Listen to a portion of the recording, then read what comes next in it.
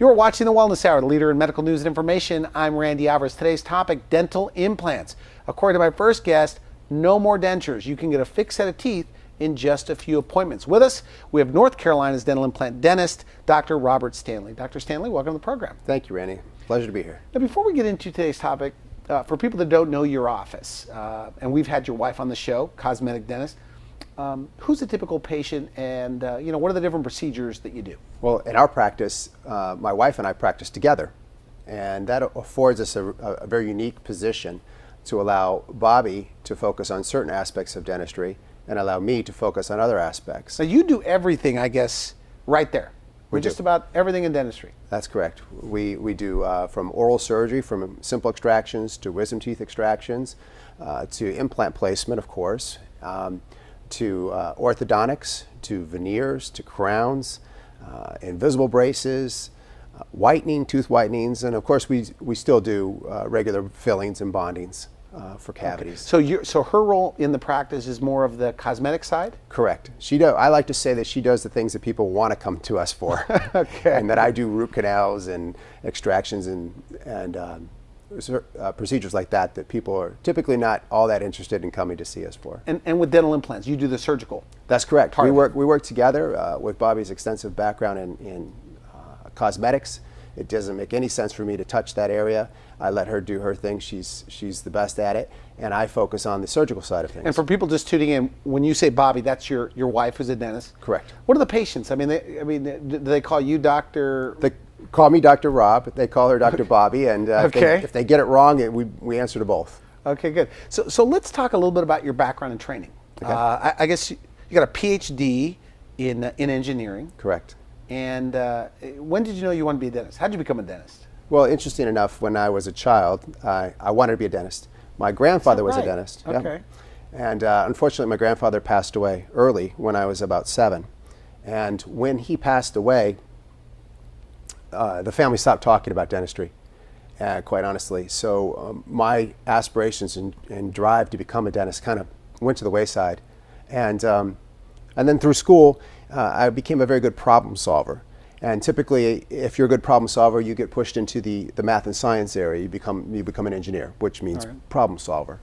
But it turns out that problem solvers are excellent dentists because we solve problems every day. And people come in with a sore tooth, they don't know what's wrong, and we need to figure it out. And we do a series of tests, and then we come up with a diagnosis, and we say, we know what's wrong. So problem solving is great for dentistry. Okay, now, so did you meet your wife in dental school that works with you? I was finishing my master's at NC State, and Dr. Bobbi was in her second year of dental school at the University of North Carolina. So 2 competing universities in our state. And so of course you guys hit it off. You said, hey, my grandfather was a dentist, and Yep, we hit it off from the beginning. And when I got done with my doctorate, I actually went out and worked in corporate America for a telecommunications company for 7 years. And during that time, I was always teasing Bobbi that I wanted to go back to dental school, and she kept saying, well, you put 11 years into college, why don't you work for a while and see what you think? So after about 7 years, she said, enough already. So she's a dentist, you're married. She's a dentist, we're married. And you're a practicing engineer. Correct. Interesting. Yeah. And then you said, I want to be a dentist. I came home one day and I said, I'm going to do it. And she said, well, go ahead and do it. If you're going to do it now. And so the next day I went to work and tendered my resignation. All right, good. What do you like about it now that you didn't anticipate it, by the way? Or that you didn't anticipate? What I didn't anticipate is how close I would become to the patients. Okay. When I was working in the corporate world, I was a project manager. They made me a project manager, which means you don't do as much of the engineering part anymore, and you do more people work. But when I went into dentistry, I really became intimately involved in people's lives on a day-to-day basis, and that is something that I really very much enjoy. Okay, good. Okay, so no more dentures. We said that at the top of the show. Right. You believe that? I mean, you think that's the future of dentistry as far as dentures as we know them right now? I do. Elaborate. I really do. Well, we use an analogy in our office for dentures, and people say, Doc, I've had enough of these teeth. I just want them out. Just take them out. And oftentimes I say, look, I can do that for you, but I need to explain something to you.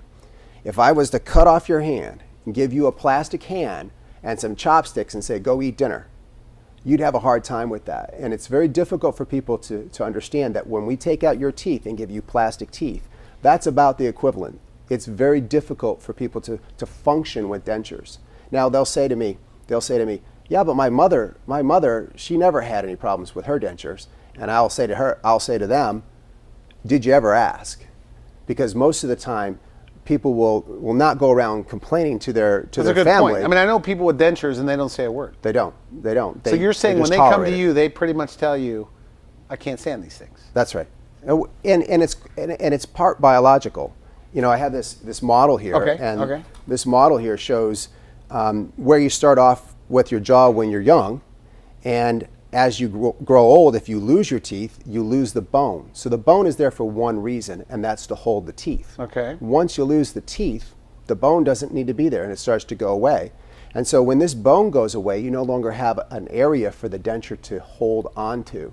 And without that tension, so it becomes loose. It comes loose, and it's popping out all the time. So you don't think there's such thing as a happy denture wear? I think there are tolerant denture wearers. I don't think they're really happy. I think they tolerate it. So let's begin with the different type of dental implant patients that you see, the categories, if you had to categorize them. Sure. So we have patients that come in that are missing one tooth. We have patients that are missing a few teeth. Sometimes their teeth are in the mouth, but they're loose, and they know that they need to come out. And then we have patients that don't have teeth that have been wearing dentures either for a short period of time or for a long period of time. So what are the age ranges of like the denture wearers? Sure. How old can you be to do this? You know, there is really no age. Our oldest patient in our office is 80 years old. 80 getting dental implants? 80-year-old. Why would they want to do that, though? You know, her main reason was she was embarrassed. She was going to her lunches with her friends, and her lower denture just wouldn't stay in. And while she's chewing, the denture's moving around in her mouth, and it's embarrassing to her. And so while they're out at lunch with their friends, the dentures can slide around, they can make popping and clicking noises, and it's apparent to other people that you've got a denture, and it's embarrassing. In fact, this one particular patient was telling me that she doesn't even go out sometimes to some of her lunches because she's embarrassed. She actually stays in more. Okay, so how many people do you think are within your area are wearing dentures, by the Thousands. There's thousands of people in North Carolina that are wearing dentures currently. Okay, and you're saying with as little as 2 dental implants? That's correct. Give them something to snap in, something secure, snap in, snap out. That's right. So, you know, when we talk about implants, we can start off with as little as 2, and then the more implants we add, the better the denture is going to work, the more fixed it's going to be. So if you were to allow me to put 6 implants in, I can give you your 3rd set of teeth. I can give you a fixed set of teeth. A full arch of teeth. A full arch. Is that right? That will stay in. You don't have to take it out at night. You still have to clean it, but you can leave it in, and for all practical purposes, no one would know that you even had a denture. But what if somebody, you know, because I anticipate this interview, you know, I've talked to some people, but what if somebody has been in dentures 30 years, and you showed a bone chart how you lose bone? Right. Too old to do it? No. Even if they've lost bone? Even if they lost bone. Interesting. The most important thing is that in placing dental implants is that we have enough bone. And if we have enough bone, we can place the implants. So what we do is we take a special scan that shows us the volume of bone.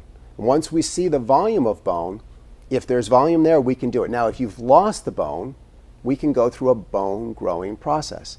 And it takes a little bit of time, it takes a few months to grow the bone, but at the end, you get a fixed. Have you ever met a patient that's not a candidate for dental implants? Not to date.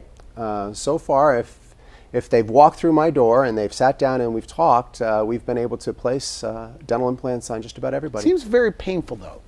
Oh, to do the procedure. You know, that's one of the misnomers about dental implants. Dental implants are very painless. Okay. A lot of people believe that, though, because the sound, the thought of placing a dental implant, terrible. Sounds very, very traumatic. But in our office, as I mentioned, we have these special scans, and these scans that show us the volume of bone also allow us to do virtual planning of the implants. And virtual planning of the implants is where we take the computer and we do all of the surgery on the computer, in the computer. And when we're done with that, we send a command to a company that makes us a surgical guide. Now, this surgical guide tells us exactly where to place the dental implant and how deep to place the dental implant. And what this does is it minimizes the trauma to the patient. So in the old days, before this technology, people would go in there and they'd have to do a lot more digging around. People meaning other dentists? Other dentists would have to go in and they'd have to, what we call lay a flap or reflect the tissue. So cut the gums. Cut the gums. Peel the gums back to see the bone so you could place the implant where you see it. That's still being done today, though. It is. Is that right? It is. Not in your office. It's not done in our office. That's correct. In our office, we use a guide which basically, when we're done, the only thing you see is a small little silver cap. There's no trauma to the gums at all. And they can eat, chew? Yep. Even if you're 80 years old, like you say, you did the 80-year-old patient. Absolutely. How soon could they eat? You can eat that night. You can eat that night. You'll have a little bit of soreness, and you will be taking some ibuprofen. But I had a patient who I placed 2 implants on the lower left. I called him that night to check on him, and he was out on his front porch with his wife drinking a Coca-Cola. And he said, "Why are you calling me?" And I said, "I was just checking on you." And he said he wasn't even taking the ibuprofen. The bone doesn't have a lot of nerve in it. And so when we place these implants inside the bone, there's not a lot of nerve. Is pain a big fear, by the way? It's a huge fear, a huge fear. A lot of folks don't know that a dental implant can be placed with minimal pain. In fact, a tooth extraction is much more painful than a dental implant being placed. Okay. By far. Now, in your area, let's say within an hour of your practice, would you say there's 1,000 people with an upper lower denture? Thousands of people? Thousands. So if dental implants are as good as you say they are, why aren't they all doing it?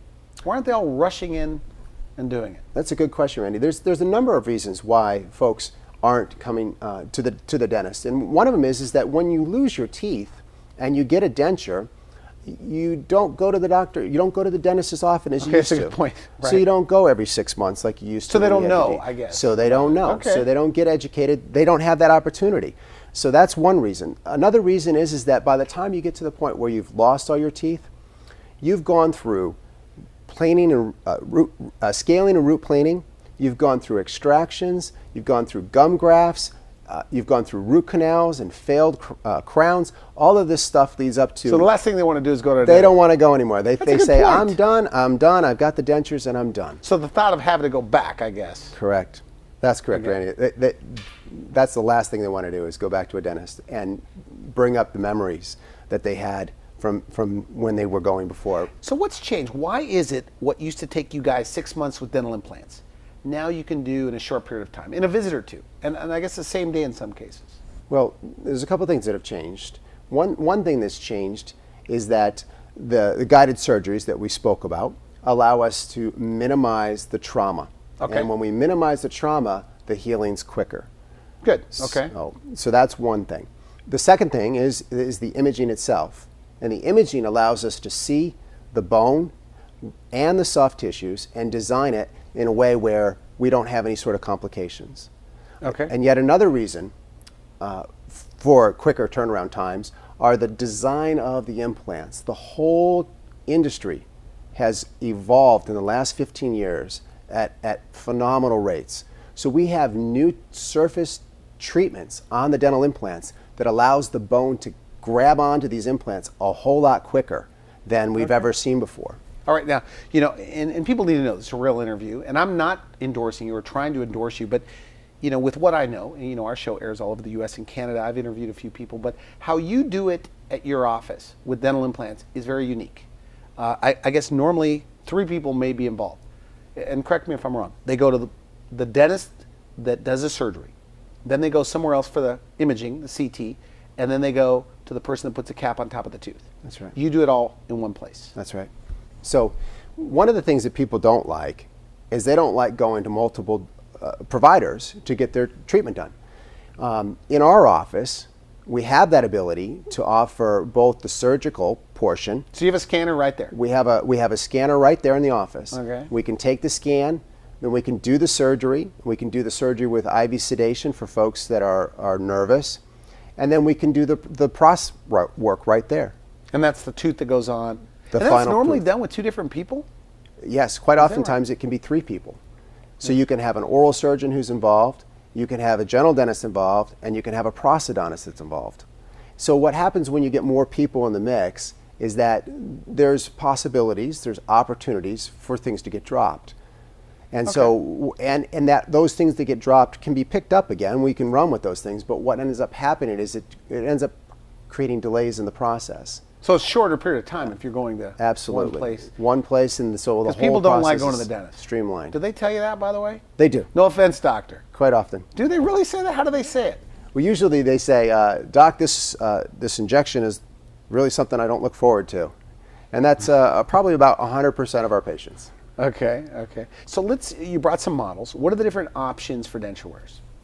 So we spoke earlier about denture wearers and how many implants you might need. So it's very important to understand that a denture wearer can start off with simply 2 implants and get really, really good results from that. And I brought some models. Okay. And do you show this to patients when they're there? I do. Same thing. Okay. Absolutely. These are the models we actually show. So these are acrylic models. So this is a model of a lower jaw. Okay. And what is in this model are simply 2 dental implants placed in the front of the mouth. So like right here? Right there. Okay. And what this allows us to do is there's some retentive devices inside the denture. Interesting. That snap right down on there, and you get that on there, that will not come out. You have to get your thumb underneath here to get this Let's take out. a look. So no more adhesive or anything else, and this is actually what they would be like. Okay. And does it ever get too tight where they can't even take it out? It can. It sure can. There are different O-rings that we can use. So it actually can get so tight that we have to change the O-rings out to a softer O-ring. So the future at the top, at the top of the show, we were saying that the future of dentistry is no more dentures. Dentures as we know them. Do you think they'll all be secured, whether it's 20 years or whatever? All dentures will be secured by some sort of something like a dental implant? I think do you think that'll happen? I do think that will happen, and I'll tell you why. When we have patients that get these implants placed, their stories after they come back are so powerful that they're telling everyone. Like, what do they say? I had a patient who told her sister that she'd gotten these implants done, and that they were so wonderful that her sister came in and had the same procedure done next week. Is that right? That's right. Do they tell you eating stories? They like, do. Doctor, I could eat this or eat that? They do. Oftentimes folks will come in and they'll ask, hey doc, can I eat steak with these? Now with 2 implants, maybe not steak, because it still has some mobility. But the more implants we place, the more stable we get. So if someone says to me, Doc, can I eat steak? I want to eat steak again. I say, well, we need a little bit more than 2 implants. So the next level up is 4 implants and a fixed prosthesis. It's commonly referred to in the industry as all on 4. So a full arch of teeth. Full arch of teeth on 4 implants. Now you can do that, but there's some drawbacks, and that is that you're replacing 16 teeth in your mouth with 4 implants. And that puts a lot of load on those implants, which increases the patient's risk. Risk of what? The risk of losing an implant, one of these implants becoming loose. Okay, okay. Or fracture of the prostheses. So what we like to do is we want to minimize risk, and we minimize risk by simply adding two more implants. All right. So if we go to 6 implants, like in this model right here, you do 2, 2, and 2.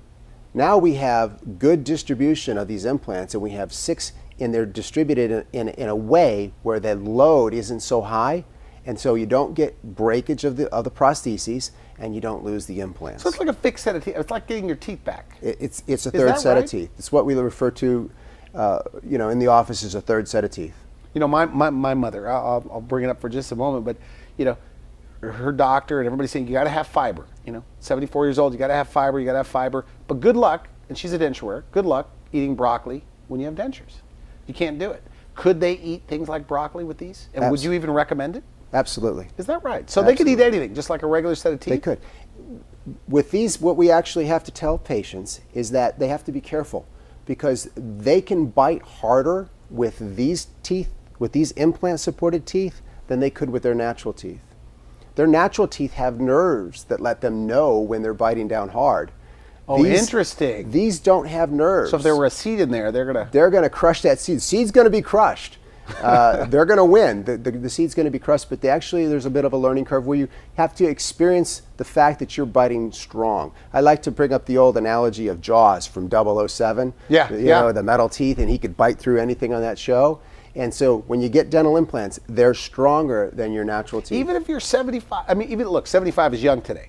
But 75, 80-year-olds? Absolutely. Same thing? I mean, they could... So when you get older in life, your muscles aren't as strong as they were when you were younger. So you're going to have less force being applied to the denture. Okay. But comparatively to natural teeth, you can bite harder on a dental implant. And so people... And how soon could they... Okay, so if somebody's watching the show right now, a denture wear, right? In a perfect world, everything works out right, maybe 7-year-old. How soon from today could they get their implants and start eating? If you came into our office and you said, I have to have this in a few days because I've got a wedding coming up, we could do it. Is that right? Absolutely. Are they ever left without teeth? No. No, we can, well, if they're already are in a denture, it might be that we can actually just modify your existing denture, or we might say, look, this denture is a little bit old and it's worn a little bit, and we'd like to give you a brand new, more cosmetic looking denture, a fancier So you denture. could use their existing Absolutely. denture. And so, right? yeah, so you're using the exact same denture that they walk in with. So one of the things that people come in and talk to me about is their upper denture. Okay. And so, you know, initially when you get that upper denture, there's a learning curve, and you have to use denture adhesives, and you have to, the teeth or the gums are remodeling around it, and it takes time to get used to that. But what you lose out when you have an upper denture is that it covers the whole roof of your mouth. Okay. Well, with dental implants, you don't have to cover the roof of your mouth.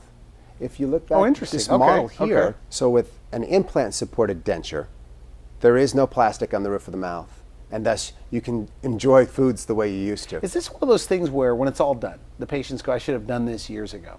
If we could give people 2 implants and let them use it for the weekend, Like a Friday free... like a Friday, come in, try in the implants. A test drive, okay. Test drive. Come back on Monday, let us know. They'd come back on Monday and they'd say, you're not getting these back. Is that keeping them." right? Absolutely. And then we are almost out of time. What are the frequently asked questions? Patients come in, maybe it's a denture wear. What do they want to know? What do they ask every time? Well, every time they ask, what's the pain going to be? How much pain Because am I going to be? it does sound painful. It does sound painful, and I always tell them, you are going to be so surprised. And they look at me like this, and there's this look in their eyes like, I want to believe you, but I'm just not sure. And it's not until we're done with placing the implants, which only takes a matter of minutes, by the way, because we use the guided surgery. I did one the other day. It took me under 3 minutes to place the dental implant, and that was with the extraction of the tooth. We took the tooth out and placed the dental implant under 3 minutes, and the patient couldn't believe it. She could almost hold her breath for 3 minutes. Now, isn't it true, but I mean, because you do IV sedation. We should mention that. That's right. Very few, probably less than 10% of all dentists do IV sedation. That's correct. Is that right? That's correct. Okay, so is it true, I think your wife told me this, that sometimes the procedure's done and they go, that's it? Is that true? Almost every time. Really? IV sedation is safer than pill sedation, and it's more effective. It's safer because we can give reversal drugs immediately. We have an intravenous line straight into the body. So where with a pill, you take a pill, you have to digest it. So if you had a problem with pill sedation, it's going to take some time before you can recover from that. But so with IV sedation, and we do all our cases with a certified nurse anesthetist who's in the operatory the entire time, and it's wonderful. Absolutely. So they're really, wonderful. I mean, this is just, so it's IV sedation, so they don't feel anything. They don't remember anything. They don't feel anything. And what's the next day like? Just a little sore? Just a little sore. I mean, virtually painless? Virtually painless. Maybe some over-the-counter ibuprofen. Okay, so that's the, okay, so you're on the consult, they want to know about pain. What's another question? Patients always want to know, how long is it going to take? And so each case is typically unique because no one is exactly like everyone else, but we know exactly how long these things are going to take now. The science is worked out. Because of your CT Because of images. our guided surgeries, we can minimize the times, but even if there are times that are required for healing, we know exactly how long those times are. So patients, oftentimes they have big events. They have holiday events or Christmas events or weddings, and they want to know, can I get this done for this event or an anniversary or something? And so we can tell them with great certainty when we can be done and meet their needs. Now, we haven't talked a lot about smiling, but when you're done with these procedures, patients smile more? Did they tell you that? Yes, they do. In our office, our slogan is "Find Your Smile," and what we believe with that is that you should be doing in life what you enjoy to do, what you enjoy doing, and when you're doing those things, you should be smiling. And if you're not smiling, then you should come to us and let us help you. Because if you're not smiling while you're doing the things in life that you enjoy doing, you're being held back.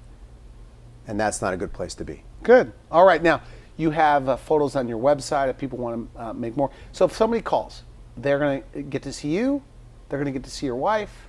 How does that work? Take me through that process. Call the office or email us through our website, and we'll bring you in for a consultation. We can show you the models in person. You can put your hands all over them. We can show you the scans, and we can talk about the entire process and come up with a customized solution for you. What about the people that are watching this that they've been told, because you said that most people are candidates, but they've been told by another doctor, another dentist, not enough bone for dental implants? What do you say to them? They're watching this. You know, Randy, we hear those kinds of things all the time. And what we find is that if we take a look at them, we can usually come up with a solution that will meet their needs. We see it all the time. And have you done implants on people that were told elsewhere? Absolutely. Really? Absolutely. Told you can't. We can't fit one in here. And when we take our special scan, our special cone beam CT scan, and we see the volume of bone, we come up with solutions that other people might not have had. Other providers, other dental providers might not have been able to see that volume, and they wouldn't have been able to provide that service. So no more dentures, obviously, in your town. You want to wipe out the dentures as we know them here in North Carolina. Yes, that's true. I'd like to make it my personal mission in life to wipe out dentures in North Carolina. I think they're very, very poorly adapted to people. I think people don't like them. In fact, I know that people don't like them. And I'd like to offer them solutions that'll make them happy, make them smile. Okay, good. I want to thank you for coming on the show. Very interesting. Great stuff. You've been watching The Wellness Hour, the leader in medical news and information. I'm Randy Alvarez. If you would like to see this interview again online, you can just put in Dr. Stanley on our website and you can see it again. For now, I wish you could help. Thanks for watching The Wellness Hour, the leader in medical news with your host, Randy Alvarez, the authority on health issues.